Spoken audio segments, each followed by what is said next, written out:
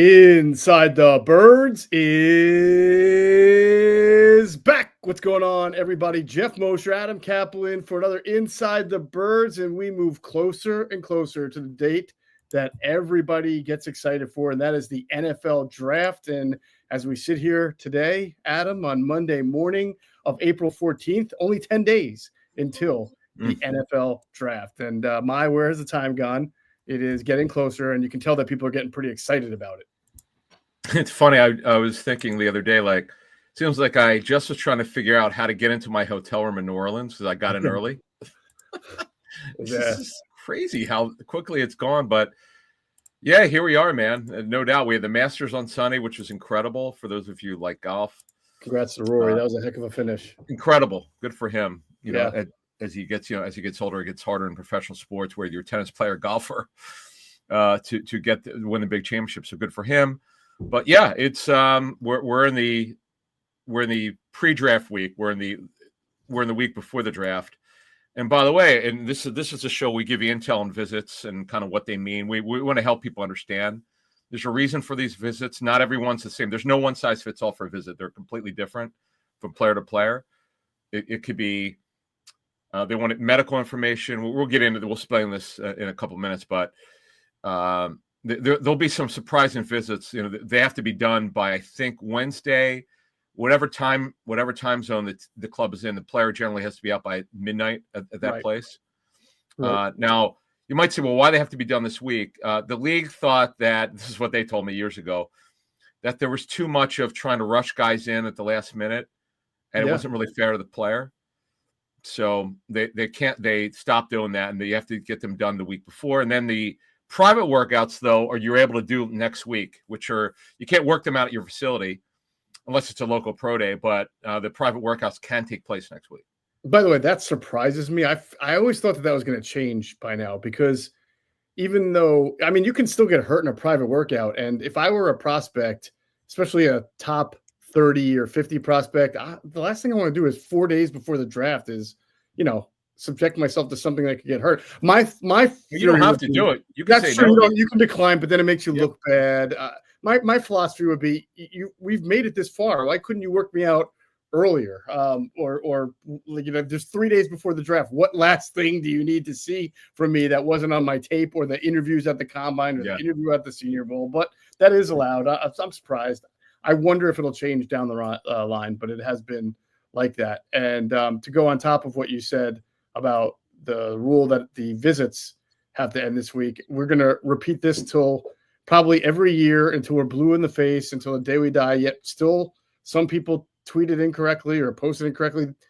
They are not the top 30 prospects on these teams' board. You get 30 visits. They are not top 30 visits. Some of them are. I'm not saying they're all not, but you'll see some names take visits, and you know that this person is just a really interesting, maybe upside guy, somebody they like in the third or the fourth round. Or, like Adam said, you want more medical information. You want more off-field. You want to see how this person is in your building. It doesn't mean they are a top 30 prospect. Wish people right, and it's that. Right, and it's funny when the Eagles brought in Zeke Elliott. I mean, I remember checking into it. They were not going to draft him. They were intrigued by the player. And Andy Reid told me this obviously a long time ago when he was here. There are times when you bring a player in, you're probably not going to draft, but you want the information for free agency. And by the way, you could tape anything in your building. You could tape it. You could tape all the interview. If you got to front of the head coach, general manager, owner, position coach, coordinator, whoever it is, you could tape it. So you use it for free agency. You could just you look back on it. If the guy doesn't resign with his team after his fourth year, you could, if you want to approach the guy in free agency, you can do that. So yeah, there's so many different ways you could look at the value of bringing a player in. Yes, absolutely. And sometimes these are information gathering sessions, and you may not. It's not that you don't have any plans to draft him, but you might want to just kick the tires on a player and see what he's all about, even if you're deep at that position. There's a variety and multitude of reasons that you see these visits taking place. So we figured it would be a good idea, and we're going to break this up throughout the week because, at some point it'll be 30. We can't go through 30 names in one episode, but we want to give you guys the intel that we've got so far on the visits that have gone to the NovaCare complex, prospects who have gone to see the Eagles, why the Eagles might be looking at them, not just for positional value, but what else they want to find out about these players. So in this one, we'll talk about the edges that we know have visited the Eagles or will be visiting, and the defensive tackles, because this is obviously the position that the Eagles prioritize, put a lot of work into. And I will say, Adam, it is you can find a good theme, or I say a pattern of guys at that position that they've brought in, also offensive line, that they have either wanted to draft or have drafted. So, I mean, there's purpose and intent behind this as well. Yeah. So what I've noticed charting these for over 20 years, depending on the club, but the Eagles are very consistent. Not every player they've drafted visited. However, more often than not, they have. But there's a trend. It's way more important by position than the player. If team brings in of their 30 allotted visits, and by the way, teams don't always use them all. Let's say they use 27 and 12 are defensive tackles. Trust me when I say this. If they didn't draft a D tackle, it wasn't for the lack of trying. It's just that their board didn't work out. Right. That's the thing about these visits or the information we've put out over the years. We'll tell you, hey, the Eagles are high on this player, and something happened before the pick. Like either something happened where the player went before they picked, so they didn't trade up, or they went in another direction because they didn't expect a player to be there. You have to understand that there's no one size fits all of this stuff. Right. Circumstances dictate what you do.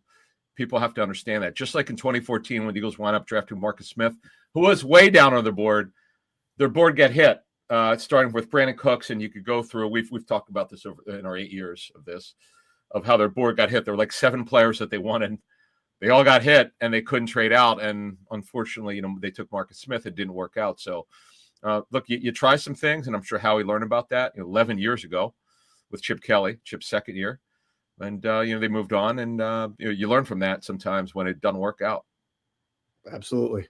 All right. So far, the position group that we've seen the Eagles really look at, I think the most in numbers would be defensive tackle, 5 visits that we have already. So let's go through them, Adam, and talk about, what these guys are, why the Eagles in particular might want to see them up close and personal in their own confines. And the first one we'll go to is a name that's been kind of like hot around the Eagles. A lot of first round teams who need a defensive tackle has some question marks with them. We're talking about WalterNolen from Mississippi. I believe we put out the intel with Greg Cosell, defensive tackle outlook a while. And Greg is a fan of this guy's athleticism and an ability to move around. I mean, you can tell he likes the talent there.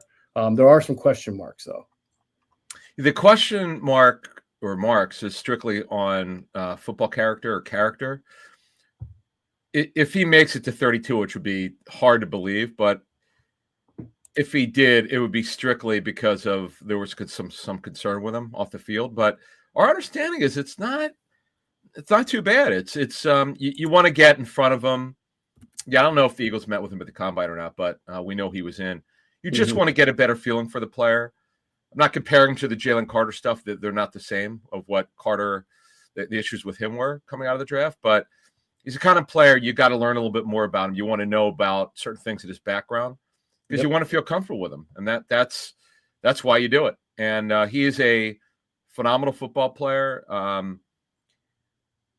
I'd be stunned if he made it to them. And it would be strictly because of any off the field concerns with him, but he should go before the Eagles. And it'll be interesting to see where he goes. He could go anywhere from like 10 through deep to the 20s, depending on how the clubs feel about the background. Right. And to be clear, this is not a guy who I haven't heard any.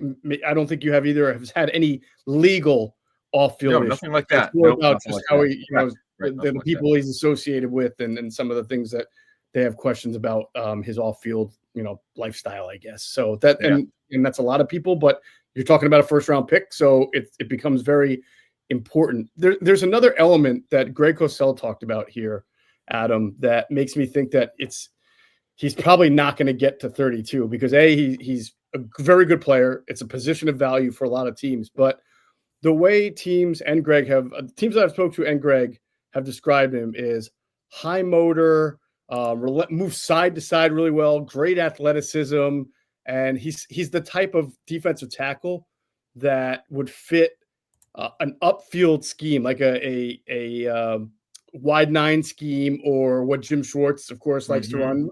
Jim runs the wide nine, but we saw him this past year in Cleveland do a lot more different. That he was not just conventional 4-man rush. He was blitzing a lot more. He was overloading, but still, he looks for those kind of guys. And when you look at the draft, I mean, Chris Kuceric, we talk about him all the time, right? In the 49ers, they pick 11.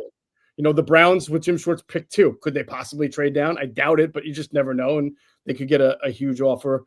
There was another team that I looked at that's known for spreading out or likes those athletic DTs, the Bucks at 19. I just think that the style, we know this, right? We've talked about this when Jim was defensive coordinator. There are plenty of defensive coordinators that don't 2-gap or 1.5 gap the way the Eagles now do, right? They just play a straight 1-gap up front, get after the quarterback front, and he is ideal for that. He is not Jordan Davis. He is smaller, and he is faster, and he's a great athlete. There are some questions about run defense with him because he's not the biggest guy in the world. He's more of an athletic guy. But again, if as you always say, there are some guys who are willing to give up yards in the run to be able to get after the quarterback. And this is the type of guy that fits that scheme.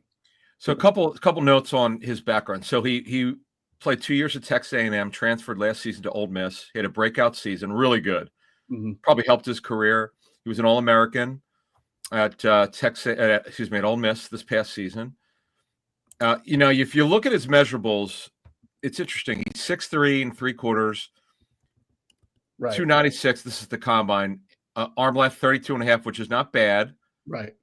Wingspan not bad at just under 79. Good size hands at 9.5. Yeah, he's an explosive up the field rusher. He had 6.5 sacks. Pressure rate really good. Effort good. It's just you have to feel comfortable with the total package, and this is again why you would bring the player in. You want to learn more about him, and you want to get in front of him is the scouting term, but he's got everything. I know that the Michigan the Michigan D tackles are getting a lot of the publicity. Graham and Grant are really the two guys, and we'll talk about Talik Williams later. Derek Harmon's a guy we've talked about before. Darius Alexander is another guy, played Toledo for Jason Candle. TJ Sanders is a guy that a lot of people talk about, Shamar Turner and so forth. But Nolan's a guy that, for some reason, I don't know why people aren't talking about him more. In the scouting world, everybody knows he's a stud. So we'll see where he goes. Yep. And 296 is a perfect illustration of what I was saying about where you might have concern about the run D compared to Jalen. He's 20 pounds lighter than Jalen Carter. So, he's just he's an upfield, go get the quarterback guy or divert the running back on the way to the quarterback type of guy. And a lot of teams like that. So, correct. Yeah. Let's get to the next guy because you just mentioned him. TJ Sanders, a defensive tackle out of South Carolina. Does he have a relative that's playing in the league? I thought that do not know. Could not tell you that. Go ahead. So TJ Sanders is a really good player. He's another guy, and I look forward for people hearing if you haven't heard of the show, we talked about him with Greg Cosell. He's definitely a 3 technique. He's another. It is interesting. It's funny when I'm looking at the list. Again, they're not done yet with the visits, but they're close. If you look at a lot of these guys, there's a certain body type. A lot of them are 3 techniques, and this is another one for TJ Sanders out of South Carolina. Now the question with him is, what round does he go? I would think second, certainly not first. Could he drop to a third? Sure, but he is a 3 technique. He's a good football player. I'm going to be interested to see where he goes. I'm with you, and I'm trying to put this in an Eagles perspective, right? Because, like I just mentioned with Nolen. The Eagles on first and second down have played a heavier personnel. They play a 5-man front, and they just had Milton Williams, who could play the 3 technique really well because he was explosive, but he's also a bigger guy. I mean, he played defensive end. Remember we were talking about how he could be a tackle or an end depending on your scheme fit. And so he played the 4-eye for the Eagles in the 5-man front pretty well. And I'm wondering, I need more information on whether teams think that Nolen at his size and Sanders also being under 300. I mean, Moro Jomo's was 290. He's a small guy too. And I think that there'll be some concerns about whether he can really step in there and be the 4-eye on first and second down next to Jalen Carter and Jordan Davis and uphold that. Milton did a really good job of it, even with the short arms. But do you remember what Milton weighed when they drafted him, or what he was at? I'm pretty sure he was 6'3", but yeah, his arm length was like wow short. Yeah. Then you have the level comp, and I remember Bill Pulling telling us that grade the player, not the jersey. Sometimes you get carried away with level of competition. In fact, Bill said he put level of comp way down in the evaluation process. So I thought that was interesting. Right. Yeah, Milton was around 290, by the way. So that's under the 300 mark too. Yeah. By the time he was he looked bigger than 290 to me this past year. I know. Really bulked up. But maybe it just looked that way. So this is just questions the Eagles are going to have to figure out about these guys on their tape. Is when I play them, can I play them on first and down as a 4-eye, or are they just straight upfield 3 technique guys, and they might need a year or two to add some weight in that regard. Right. As we move along here, just to finish off Sanders, he's also not he's under 6'4", 6'3 and 7/8, 297. Arm length is a little longer than Nolan's. He's 33 1/8. Mm-hmm. Big hands, man. Actually, if you're over 10, you really want over 10. 10 1/4, which is a really good size. So Vert wasn't great, but you're not worried about. He's not a DB. You're not worried about that at all. Right. Very productive player, good football player, second or third round player. Right. What would you say is the most? What do you look for? Is it short 3 cone for you on a defensive lineman? Like ability or? Yeah, I mean, honestly, yeah, 3 cone. 3 cone is what you're looking for. A 20-yard shuttle, 3 cone. Sure. Right. Now, just so folks know, so few players do them at the combine. It's like very rare. If 50 guys work out, if 50 D tackles are there, maybe 10 do it. Yeah. Just the way it is. Yeah. I mean, this guy, Sanders, is a pretty good athlete in that even though his own vertical wasn't that great, he had an 80 athleticism score. He was 6th among defensive tackles at the combine. I know Sam talked about that as well and inside the data. So that's good stuff. I mean, and so this is like the more this is sort of like the Milton Williams thing. It was an upfield guy. He was a natural 3 technique, but at 290 pounds, and you could get past the short arms because he had explosions. So the athleticism could help for both. Nolen and Sanders are really good athletes. That's the scouting term. Milton Williams, he's always looking for work. That means he's energy. Yep. Relentlessness. He never stops, and you need that, particularly when you come from a smaller school, because you really want to stand out. And Milton Williams' tape really stood out. So, right, that it is interesting. A lot of these guys have a similar build. Not that you need to draft a nose tackle. We know Jordan Davis is more or less a nose tackle, although he could play a 3 technique. It's just interesting that they looking for a certain body type. Yeah, boy, Talik Williams is shorter, but he's much bigger physically in terms of weight. Yeah, he is bigger. That's the Ohio State guy, right? Correct. Yeah, Talik Williams, right. All right, another guy visited the Eagles, Shamar Turner, out of Texas A&M.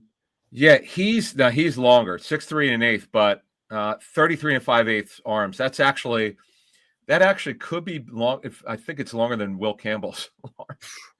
The left tackle from LSU is going to go probably in the top 10. Wingspan is phenomenal, 84 1/8. Hands are big, 10 5/8. So, yeah, he's got good length here. He's got some of that. Shamar Turner is a good football player, and this is another one of this big. This is a phenomenal D tackle class. This is one of the better that we've seen in a long time. Yeah. I'll be interested to see where he goes. Certainly not a first round pick. Is going to be a second or third round pick. So second day guy. He's just a good football player. This is there's no way to know this because it's not like we have a list. Okay, this is the best D tackle drafted in the last 20 years. That I've not heard. But I mean, I look at the list of not just the guys the Eagles have brought in, but I just look at players we've heard about. Mm-hmm. Yeah, I mean, it looks like based on the NFL people we've talked to, there's plenty of guys that take in 3rd or 4th round who contribute right away, or at least compete for a good backup job.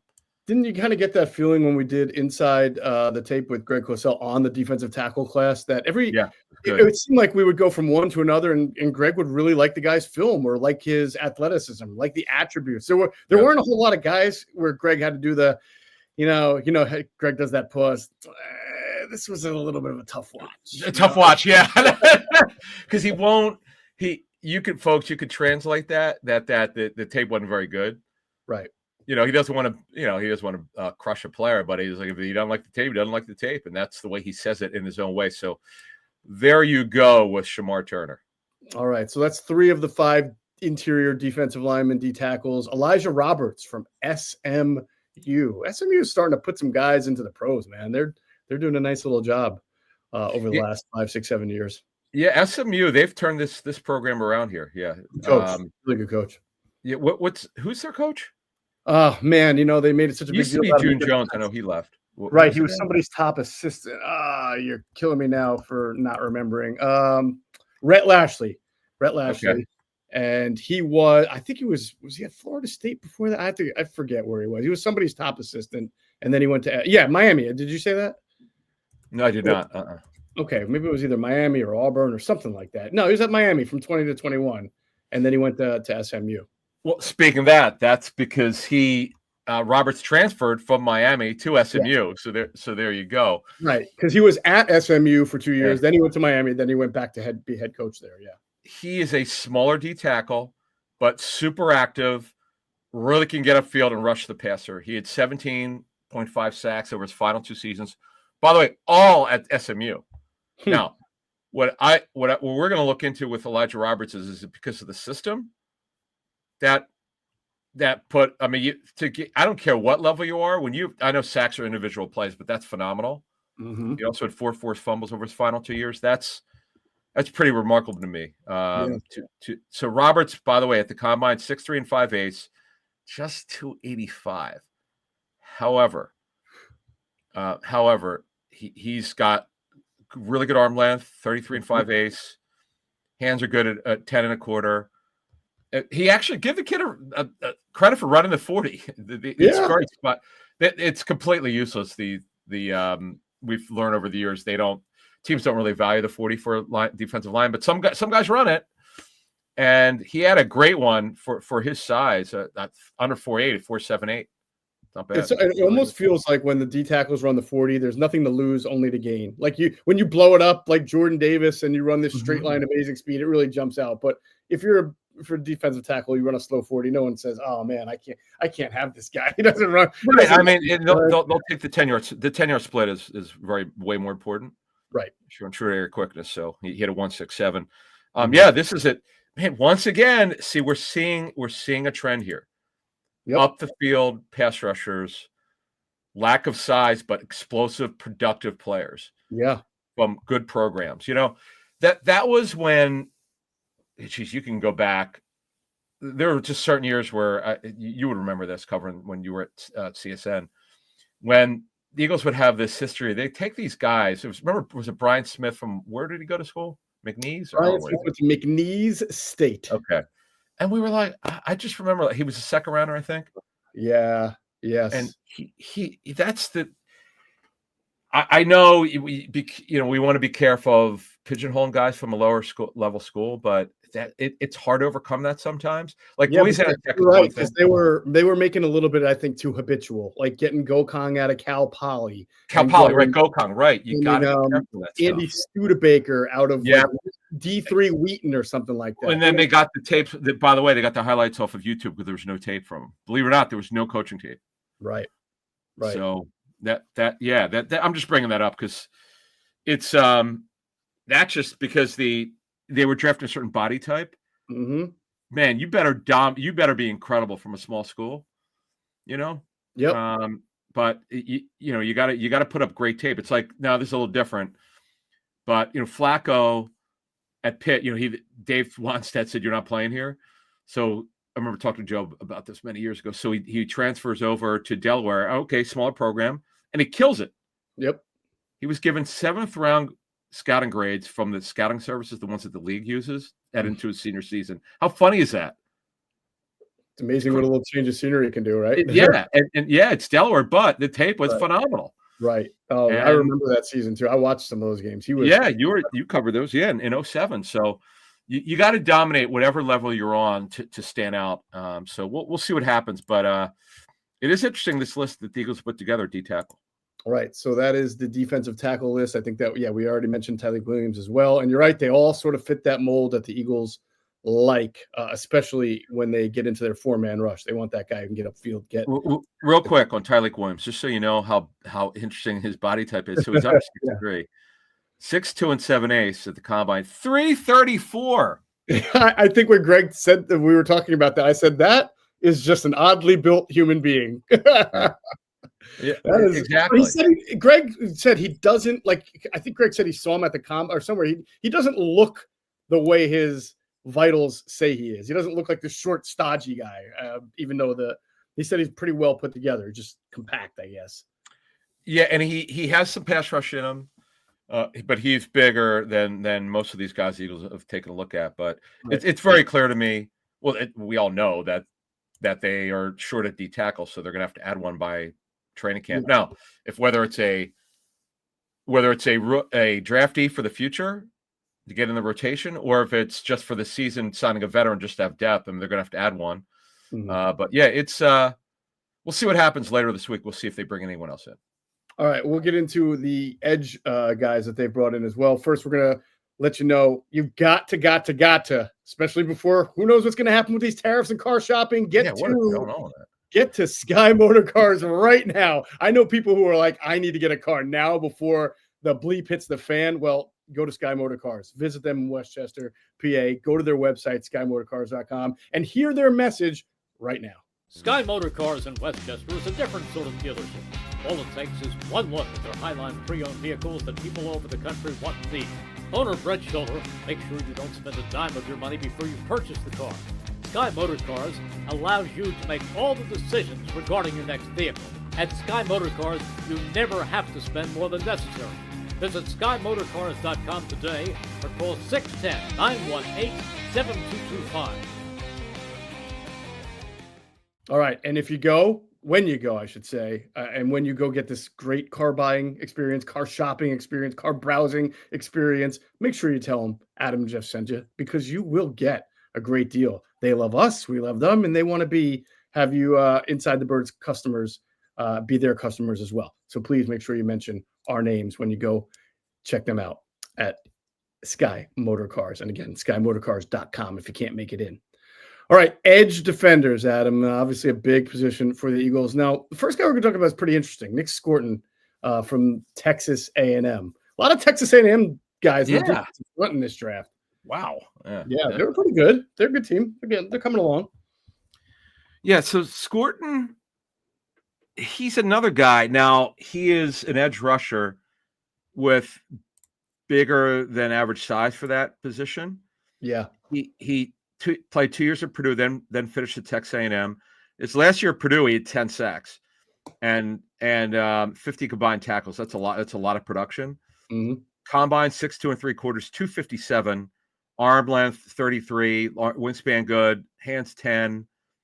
Did not work out there, but there's a lot to like here. What else do you know about this thing? Well, I spoke to a couple of teams about him. They like him. They're a good player. They think he's a really good player. More round 2 than round 1. Yep. The issue why he's probably taking visits and talking to teams, and I don't even call this an issue because both teams I spoke to seem to be all right with it, but he played at 280, which people thought was a little bit big. Yeah. I mean, you can be 280 if you're a hand in the dirt, 4'3", right? That's fine, but that's not exactly how teams use guys on the edges anymore. But I was told that he was down to 255 by the pro day and his senior, and by the combine and his pro day. That's a pretty significant. 25 pounds. There was a player last year, Adam, I don't remember who it was, that also dropped some significant weight from the end of the season to the Well, it might have been the huge Texas guy, was it? Maybe. Do you remember who I'm talking about? Jatavian. It was a Jatavian. Sanders was the tight end. Yeah. So no. Yeah, it was they had a Tavondre Sweat. But Devondre Sweat is terrific, for the Titans. Yeah. But I think he was another guy who had like huge weight and drop. But either way, the point was, I'm sure teams just want to figure out where he's at with the weight, get to see what happened, have those questions answered, along with getting to know him. But I thought that was, it's one thing to lose like 5 or 10, or sometimes you see guys gain weight during the pre-draft cycle because they're going out and getting wined and dined. But this guy being down from 280 to 255 is significant. It's interesting because like Brian Burns, I remember he was in the high 220s. His final season at FSU, and clubs were like, wait a minute, he's too small. Leave this guy 245 to 250. So by the way, that's a reason to bring him in. You want to see him what he looks like up close. Yeah, of course. I mean, like think about if you're the Eagles, you don't want a 280-pound edge rusher. You want 255, 260 fast off the edges, can stand up, maybe drop a little bit in a sim pressure, like Sweat occasionally had to do, like Nolan Carter has to do that. I mean, that's old Andy Reid style, having a big old defensive end like that. So he can play the run, like it's not foreign to him. So he will do that. So 280. Yeah, he will, as I understand it, he will. So he's another guy. Another guy's intriguing on this Eagles visit board. Yes. Next guy. You're better at the names that are tougher to pronounce. This one is, I have no idea. I'm going to go with this one. Oladejo, the edge rusher from UCLA. Right. My best shot would have been Olafemi Oladejo. Yeah. This is a tough. Yeah. This is interesting. So here he is. He is an edge rusher. Good size, 6'3 1/4, 259. Arm length is really good, 33 1/8, 33 3/8. And wingspan's good. He did bench 20. He did a pretty, he did everything there, which is what you like. You want to see guys compete and so forth. Right. This is an interesting guy. This is another edge rusher. He was a transfer from Cal. The sack numbers aren't great. They're kind of small, but there's something about him off tape, which is explosive.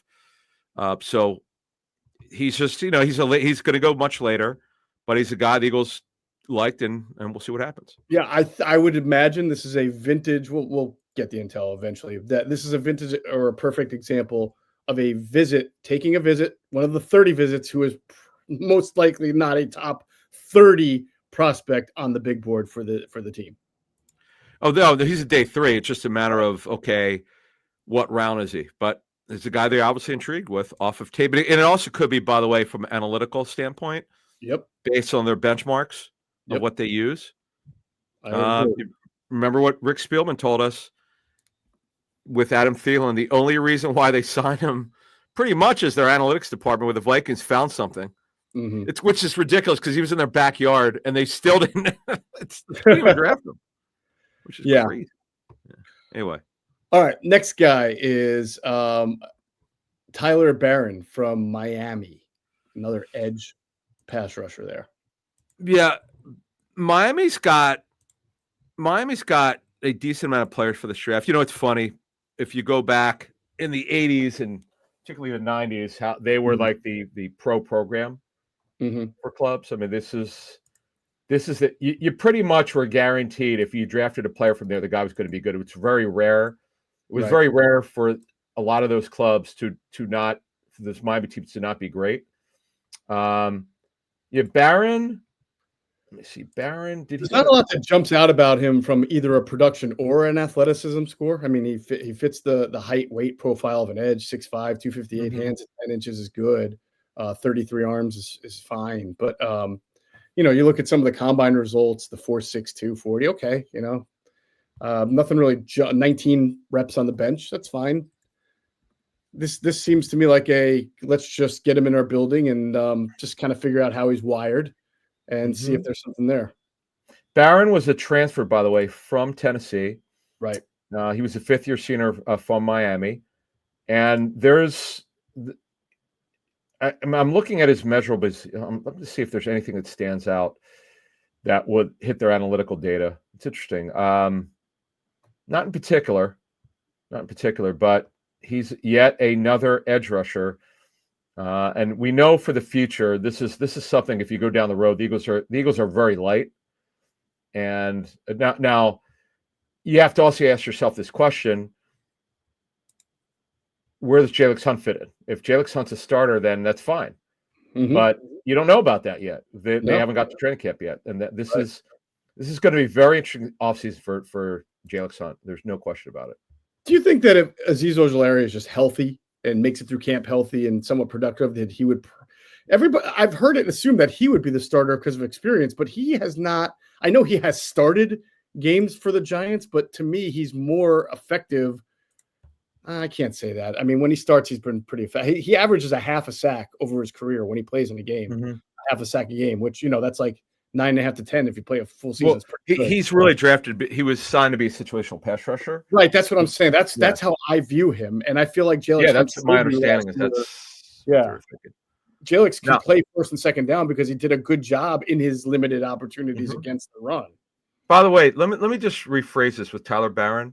6'4" and 5'8". His length is really good. Arm length is 33 1/8. Now, again, it's the 4.6'2" for an edge rusher. Vert 35.5 is not bad. It's better. It's better than average. Certainly better than average. Right. You also do the broad jump, which is over 10, which you'll take any day. Yeah, I mean it. Now we don't know. Like, it's not like the Eagles are broadcasting what do they value in analytical data? Every team has their own, but there are some good things here, and you could say, well, maybe the production wasn't great, but there's something there. There's something there, and the Eagles obviously see something off tape, and I would suspect analytically there's got to be something that they hit here, because again, he is a third-day pick. Yeah. It's just hard to figure out what it is because nothing really jumps through the roof other than the size that you mentioned. And that's not even through the roof. It's just good size for the position. All right. Wes, Greg, this will be on our list as when we talk to Greg right before the draft. Hey, anything on these guys that you saw? Right. He'll find some stuff. Greg will find some stuff. Like, in fact, I know folks will hear the receiver show with us. I tell this story about a receivers coach got me on a player from Big Ten. I won't give it away. And I asked Greg, I said, hey, did you see this guy? He goes, you know what? I did. He goes, what did you hear? I said, let's do the show first and I'll tell you.